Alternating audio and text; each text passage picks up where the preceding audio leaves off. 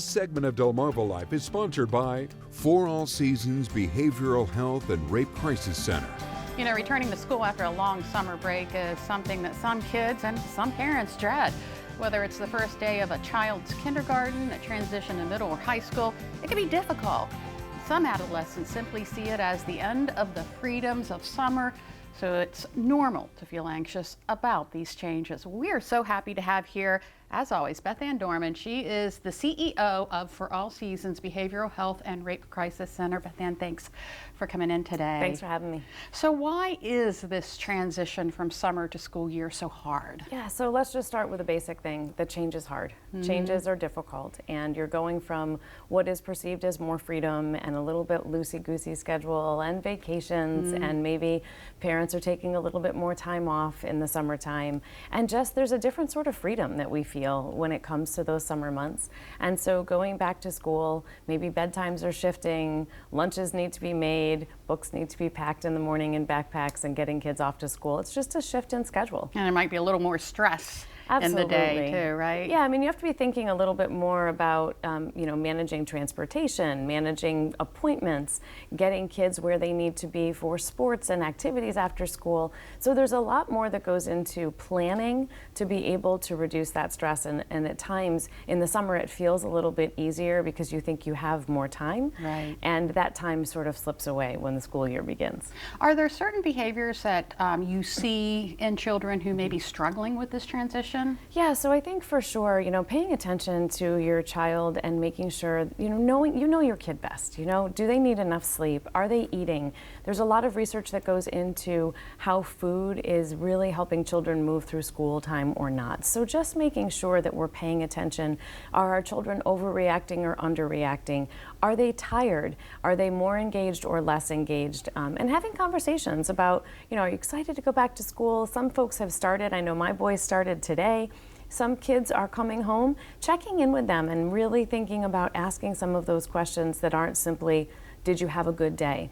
But really digging in with questions where there's answers that they have to come to you with. So Sure. Tell me about your day. What was your best class? What did you learn in your first class? Did you get to see kids and what did you do during lunch? Really asking questions that stretch beyond that answer that we tend to get from kids. Oh yeah, I know that well. Do you see that teens in particular struggle a little bit more with the transition? As a mom of teenagers, I would say that they struggle a little different. There's social media, there's Snapchat, there's TikTok, there's the stress of, puberty and looking good. Are you wearing the right clothes? Do you have the right cologne? Have you had conversations? You're getting into a little bit of people feeling out the dating scene. And also that's where popularity starts to show itself a little bit differently. There's also the other side on the education end where kids are starting to really have to think about college in a little bit different way. And there's pressure and people will say like, well, what do you want to do when you grow up? And if a child doesn't have the answer to that question, it becomes really important to say, it's okay that you don't know. Even for our seniors in high school, there's so much focus in our communities put on what's next. And so really trying to pull back and be mindful and giving kids the opportunity to just be a freshman in high school and just enjoy their time and making sure that we are helping them gain skills and tools. One of the things that sometimes children struggle with are when they're in a class with someone who they might not like. Well, you're always going to deal with people you don't like. So have that conversation with your child and say, let's talk about how you can build those skills so that you can be present in class, not be distracted by that situation. And oh, by the way, this is what life is going to look like beyond these four walls. Sure. Aside from the open line of communication, really listening to your kids, what can we as parents do during this transition time to just help out a little? Yeah, so I would say making sure that we are taking care of ourselves as parents. If we are tired, if we are anxious, if we haven't done the things that we need to show up as our best selves, that's going to be felt by our kids. Making sure that if you know that your child needs a little bit something different, that we're checking in with the teachers, that you're checking in with the administrators, being a little bit proactive. Making sure that we're also relying on the community. It really does take a village. And so giving ourselves permission to not have to do everything. Maybe you need to have another parent take a child to a practice. You'd really like to be there, but you've got another conflicting thing. Giving ourselves the permission to not have to do it all. And again, checking in with our child.